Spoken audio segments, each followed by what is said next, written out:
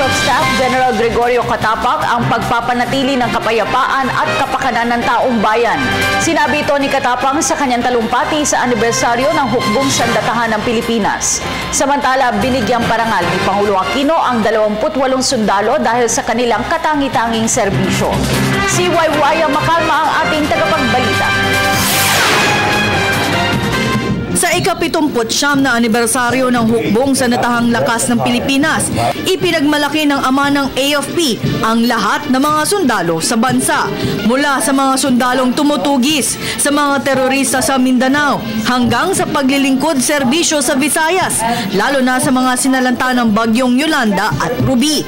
Maging ang mga sundalong nagsilbing UN peacekeeper sa Golan Heights, Liberia at Haiti ay kanyang ipinagmamalaki ang kabayanihan ng mga sundalo, kaya naman itinuturing na sila ay world-class armed forces.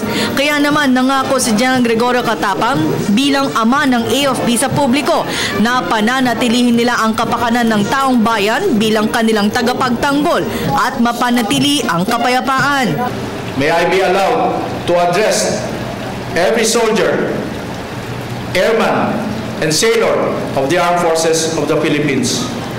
You embody the strength and resilience that uplift our nation in time of need. Hence, may you take pride in your legacy as we fulfill our mandate and project a credible armed force that every Filipino can be proud of. Humiling naman si Katapak sa publiko na huwag magsawang suportahan ng militar at huwag humintong makamit ang kapayapaan. To the Filipino people, we stand behind you in your aspiration for peace.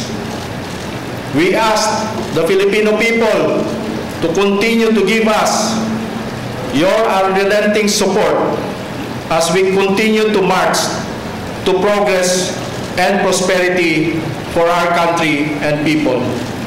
Pinarangalan naman ni Pangulong Aquino ang 28 sundalong opisyal mula sa Army, Air Force at Navy. Maging ang mga enlisted personnel at civilian employees ay kanyang binigyan ng parangal. Gold Cross Medal ang pinakamataas na iginawad sa mga opisyal. Kabilang narito sina Captain Edwin Duclan, First Lieutenant Alfie Ayo at First Lieutenant Mark Anthony Cabaring at Staff Sergeant Andy Mejos.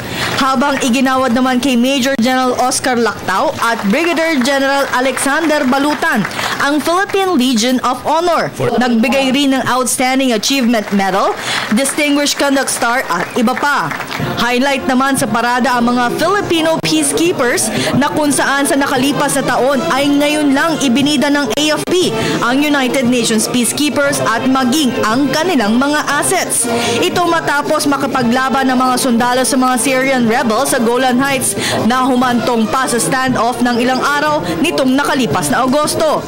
Maging ang mga UN peacekeepers mula Liberia ay binigyang pugay matapos sumailalim sa quarantine dahil sa banta ng Ebola virus. Bukod dyan ay ipinagmalaki ng AFP ang kanilang military assets sa parada, lalo na ang mga gamit nila sa humanitarian at disaster response. Maging ang 3 S-211 fighter jets ay nagpakitang gilas sa kanilang Commander-in-Chief at publiko. Para sa Telebisyon ng Bayan, Waywaya Makalma.